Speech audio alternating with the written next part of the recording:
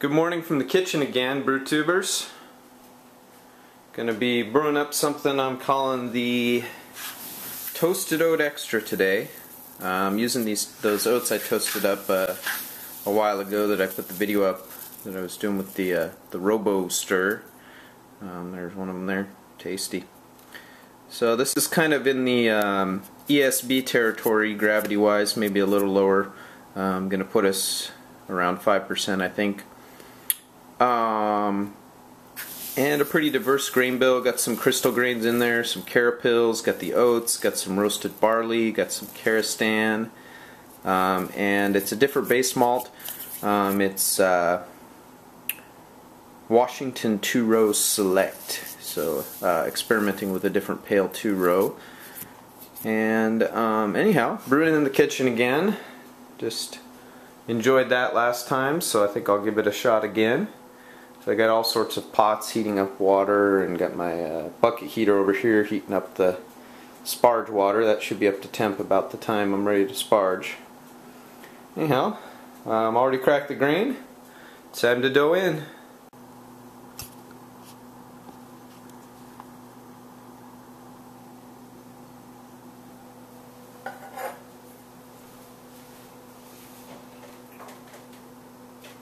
Alright, slam some dough in.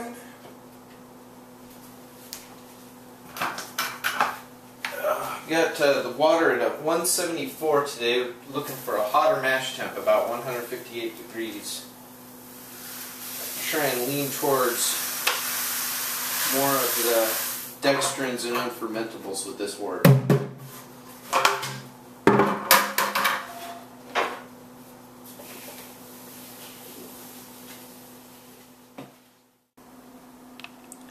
And it looks like we're just about there. Maybe just a click lower. That's okay. Doing good. So here's my kettle hop schedule for today. Got first bittering edition at 90 is a ½ ounce of Belma. At 30 we're going to go with 3/4 ounce of Columbus. And then Centennial at, I think, 15. Let me check that. No, 10 minutes. 3/4 ounce of Centennial. And then Flame Out will be a hop that I have not used, Super Galena. I just ordered that this year, so I'm going to give that one a try for my Flame Out hop and see how I like it. Haven't yet determined if and how I'm going to dry hop this beer yet, but I probably will. Probably use something. Here come those first runnings. A little bit darker than I expected, but I think it will lighten up once I pull the second and third runnings. Smells good. Smells kind of like some kind of rye bread or something. So I'm batch sparging, and I have to go in 2 steps because that right there is a little over half the sparge water. It's kind of an unusual batch, such a high volume for such a small amount of grain.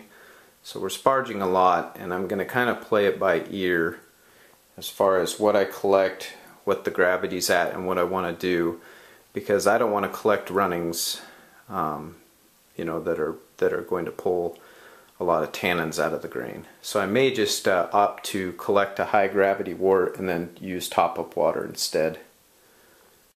Well, there we are at a boil.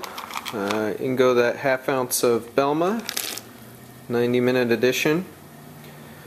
I ended up quite a bit higher gravity-wise on my pre-boil volume than I originally intended. Actually about 10 points higher, and I think that's due to the large amount that I sparged. And I did end up okay with the sparge where I didn't need to use any top-up water, although I'm guessing I will at the end of the boil. So I could do one of two things. I could either just have more volume to ferment, or I could adjust my hop bill a little. And I think what I'm going to do is adjust my hop bill a little, so that I get a little more IBUs. And I think what I'll do is probably up the 10 and 15 minute edition. by about 1/4 ounce. And then maybe add a little bit more at flame out. So what I decided to do here was up my Centennial by 1/4 ounce and then add another ounce of Super Galena to the 10-minute edition. That's going to up my IBUs and give me a little more hop flavor.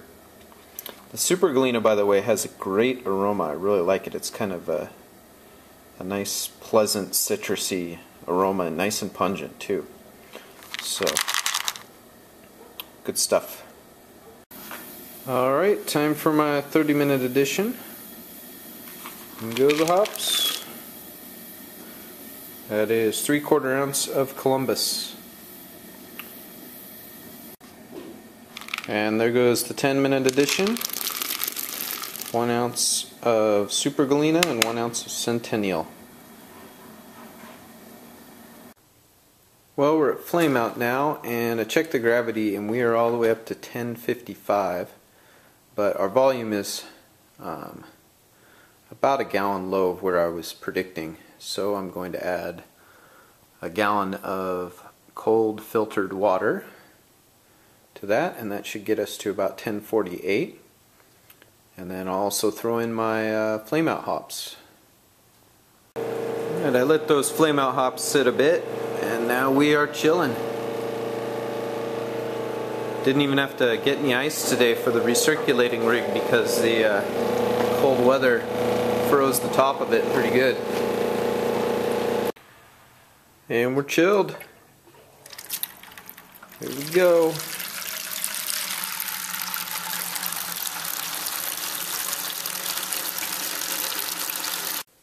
And I'm going to be pitching what's becoming a favorite of mine here, Windsor Ale Yeast. So hopefully should get a nice full-bodied beer with not so much alcohol and good hop character. Thanks for watching. Cheers!